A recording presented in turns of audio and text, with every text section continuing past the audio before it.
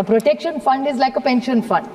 Now, this government for years have been raising it, sir, that the EPS 95, it's a little bit away from the banking bill, but I'd like to highlight, I'm just drawing a comparison, that the EPS 95 pensioners have given money which is lying with the government.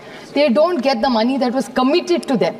Now, in a pension, for years, it's been a decade. I mean, I'd like to quote, unfortunately, he's no more with us, but Honorable Arun Jaitley ji, when he was the finance minister, had committed to the EPS 95 people to get the money that they deserve. It's their own pension money, but they never got it.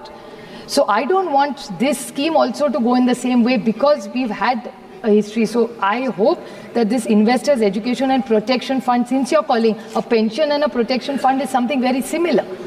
So I hope there is no confusion in any of this, and the EPS 95, which is the pension money, they should also get it. Sir, this EPS 95, very sensitive topic. Honorable Member Supriya Sule raised it. This scheme is administered by the Ministry of Labour and Employment. And Finance Ministry has no record of any approval or assurance which Sri Arun Jaitley has given on this matter. We don't have any record. So I just want to very clearly put it that the Finance Ministry, through the Minister...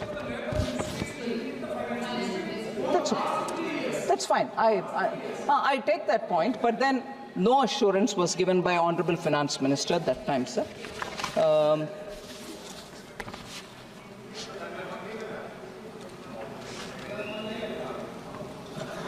Sir, one liner might help a bit more to explain the point that Honorable Member Supriya Sule raised. There are no re-election restriction on the directors. If that helps in, explaining the situation. The prospective aspect is different, but I just want to, I'm sure you're aware of it.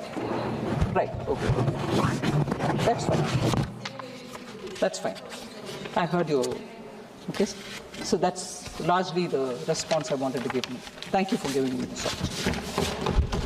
वृद्धावस्था pension में इस वृद्धि की जरूरत बहुत समय से महसूस की जा रही है, क्योंकि इस समय इस योजना के अंतर्गत जो पेंशन दी जाती है वह बहुत ही कम है।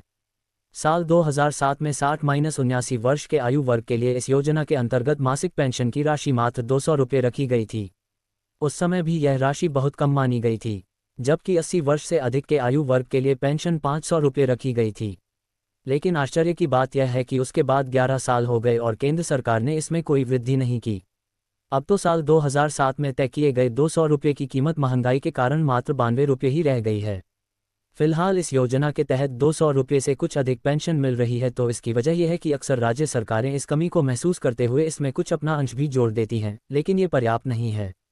केंद्र सरकार को भी इसके लिए राशि में महत्वपूर्ण वृद्धि अवश्य करनी चाहिए। इस न्यायसंगत मांग को लेकर सुप्रीम कोर्ट में एक याचिका दाखिल की गई थी और अब सुप्रीम कोर्ट का फैसला आ गया है कि केंद्र सरकार को यह वृद्धि अवश्य करनी चाहिए और राज्य सरकारों को भी सहयोग देना चाहिए। चूंकि केंद्र सरकार अब जो वृद्धि करेगी वह 11 साल बाद होगी, इसलिए यह वृद्धि महत्वपूर्ण वृद्धि होनी चाहिए। ध्यान रहे कि कुछ समय पहले दिल्ली में पेंशन परिषद नामक जनसंगठन ने इसी मांग पर एक बड़ा प्रदर्शन किया था, जिसमें देश के दूर दूर के भागों से आए वृद्ध नागरिकों ने भागीदारी की थी।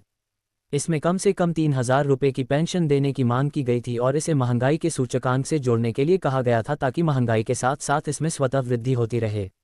यह एक न्यायसंगत मांग है। अब सुप्रीम कोर्ट का आदेश आने पर तो इसे शीघ्र ही स्वीकार कर लेना चाहिए। इसके अलावा सुप्रीम कोर्ट ने अपने आदेश में ये भी कहा है कि देश के प्रत्येक जिले में कम से कम एक वृद्धावस्था गृह की व्यवस्था अवश्य होनी चाहिए। असहाय वृद्ध नागरिकों के लिए अभी देश में ऐसी व्यवस्था बहुत कम है। हकीकत तो यह है कि देश के वृद्ध नागरिकों के लिए प्रयास कई स्तरों पर जरूरी हैं, लेकिन फिलहाल इस समय जो एक मांग सबसे अधिक जोर पकड़ रही है वह पेंशन में महत्वपूर्ण वृद्धि की मांग है। इसलिए केंद्र सरकार को अब बिना कोई देर किए इंदिरा गांधी वृद्धावस्था पेंशन के अंतर्गत पेंशन को 3000 रुपये प्रति माह तक बढ़ाने और उसे महंगाई के सूचकांक से जोड़ने की मांग को स्वीकार कर लेना चाहिए। पहले ही इसमें बहुत देर हो